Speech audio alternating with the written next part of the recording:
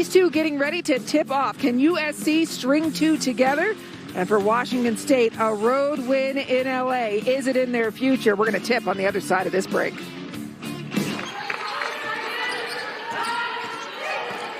Shot clock is at 6. No foul on Murakatete, but Peely gets it back.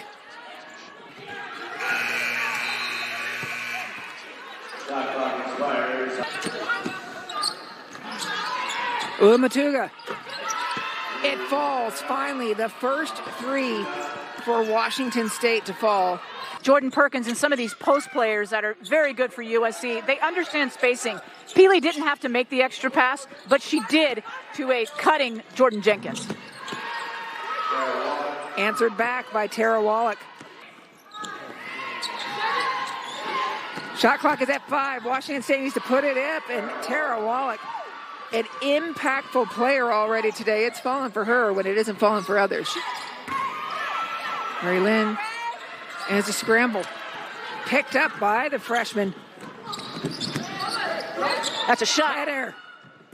Yeah, he called it right beforehand. Yeah, feels good. I mean, she knew exactly that she was going to get the ball from Crystal, and that was not a skip pass. That was a frozen rope.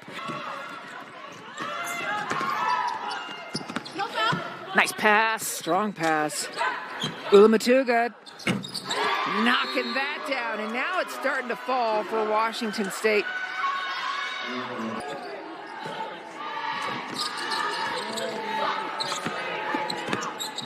Crystal Ledger Walker. Look at the English on that. Well, and I tell you, that's a hard shot.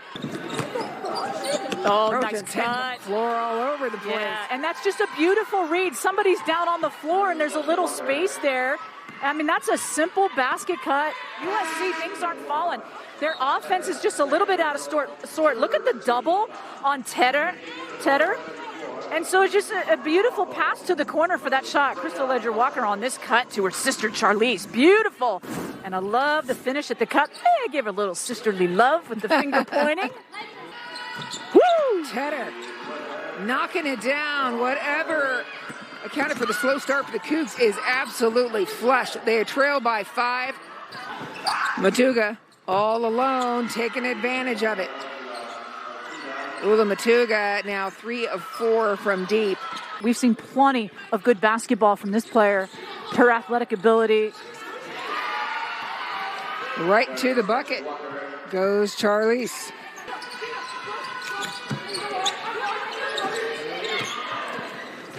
Caldwell just before. Well, she waited too long to shoot the ball, and then she tried to create a better angle, and she went sideways, and she really didn't create that angle, and Charlize Ledger Walker had a great closeout anyway on her. See the clock, it's at 5.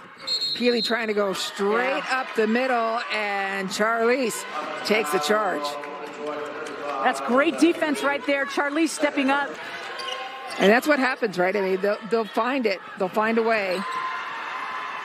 Take away, put back, Tedder. Meanwhile, Washington State looking smooth right now. Motuga finishing it off. How about the shooting of Ula Motuga? 4 for 5 from deep. Murakatete back in and makes an impact. They're within 1. Tell you, that pick and roll right there is working with Bella going to that weak side. Baseline, nothing but net. And Washington State comes out and says, we want to win this third quarter. Washington State had won the quarter 15-11 in terms of points. They are continuing to stretch out that margin, and for the first time, they go ahead. Yeah. While USC is in a drought situation, playing with some game slippage. And here she is, spot-up shooter, calls for the ball. Boom! How about that? Nobody on Wallach in the corner.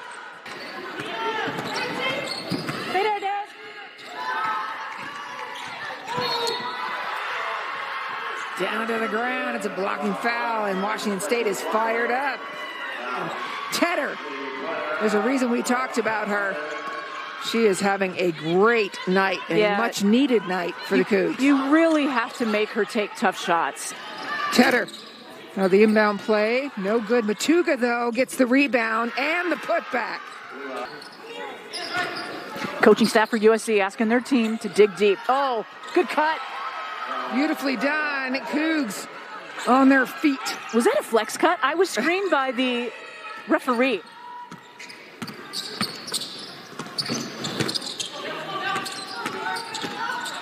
Tedder with time over to Murakatete. And now the Cougs just rolling.